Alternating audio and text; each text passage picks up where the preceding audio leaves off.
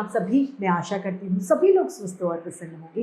आज हम हमारा पाठ रंगों का त्योहार होली को पढ़ेंगे और समझेंगे। तो आइए शुरू करते हैं। यह है पाठ 10 रंगों का त्योहार होली। वैसे होली हम सभी को बहुत पसंद होती है। सभी लोग पिचकारी और रंग बिरंगे गुलाल से इसे खेलते हैं। रंगों का त्योहार होली हिंदुओं का प्रसिद्ध त्योहार है। यह त्योहार फाल्गुन मास की पूर्णिमा को होलिका दहन के अगले दिन बड़े धूमधाम से मनाया जाता है। होली के संबंध में एक प्राचीन यानी पुरानी कथा प्रसिद्ध है, यानी एक पुरानी कहानी है। प्राचीन काल में भारत में हिरण्यकश्यप नाम का एक अत्याचारी, यानी जो अत्याचार करता था, लोगों को परेशान करता था, राजा था, ईश्वर में विश्वास नहीं रखता था, यानी वो भगवान को नहीं मानता था। उसका एक पुत्र था, यानी एक बेटा था। उसका नाम प्रहलाद था। प्रहलाद अभी बच्चा ही था। वह भगवान विष्णु का बहुत बड़ा भक्त था। पिता को उसकी विष्णु भक्ति पसंद नहीं थी। उसके पापा नहीं चाहते थे कि वो विष्णु की भक्ति करे। उसने प्रहलाद को विष्णु भगवान की भक्ति करने से मना किया, पर प्रहलाद पर इसका कोई भी असर नहीं हुआ। वो फिर भी विष्णु भगवान की भक्ति करता रहा। प्रहलाद का भक्ति भाव दिन प्रतिदिन यानी रोजाना बढ़ता ही गया। पिता ने दंड देने के लिए प्रहलाद को पहाड़ से नीचे गिराया, सागर की लहरों में फेंका, पर भगवान विष्णु की कृपा से हमेशा वो बच गया और उसे कोई कष्ट नहीं हुआ, यानी उसे कोई भी परेशानी इससे नहीं हुई।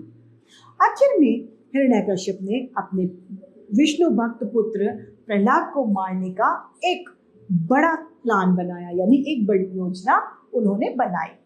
हिरण्यकश्यप जो अत्याचारी राजा था, बुरा राजा था, उसकी बहन होलिका को भगवान से वरदान के रूप में यह वस्त्र मिला हुआ था।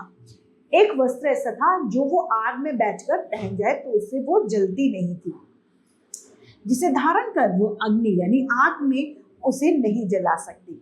अतः उसने अपने भाई की आज्ञा से प्रहलाद को आग में जलाकर मारने की योजना बनाई। वह वरदान में मिला वस्त्र ओढ़कर प्रहलाद को गोद में लेकर आग में प्रविष्ट हुई यानी आग में घुस गई। लेकिन भगवान विष्णु की बहुत कृपा की वजह से वह वस्त्र होलिका के ऊपर से उड़कर प्रहलाद के ऊपर आ गया, यानी अब वो बच्चा सुरक्षित हो गया, जिससे होलिका जल गई और प्रहलाद बच गया। इस प्रकार बुराई का अंत हुआ और अच्छाई की जीत हुई। इस अवसर पर लोगों ने बहुत खुशियां मनाई। आज भी गांव में होली की रात एक लड़की के इर्द गिर्द कपड़े लपेटकर होलिका की प्रतिमा बनाई जाती है। उसके इर्द गिर्द उपले और लकड़ियां रखकर अग्नि यानी आग जला दी जाती, प्रज्वलित यानी जला दी जाती है। उसके अगले दिन सुबह सब लोग एक दूसरे पर रंग डालते हैं, गुलाल लगाते हैं। बच्चे पिचकारियों में रंग भरकर एक दूसरे पर डालते हैं। इस दिन ऊंच नीच छोटे बड़े का भेदभाव मिट जाता है। सब लोग एक दूसरे के गले मिलकर बैर भाव भूल जाते हैं। यह त्योहार दोपहर तक चलता है। इसके बाद लोग नहा धोकर अपने मित्रों को घर जाकर मिठाइयाँ खाते और खिलाते हैं। इस प्रकार यह त्योहार एकता, भाईचारे और प्यार का संदेश देता है। इसी के साथ पाठ समाप्त होता है और इससे हमें शिक्षा मिलती है कि हमें किसी का बुरा नहीं सोचना चाहिए, बल्कि सबकी भलाई और अच्छाई की कामना करनी चाहिए।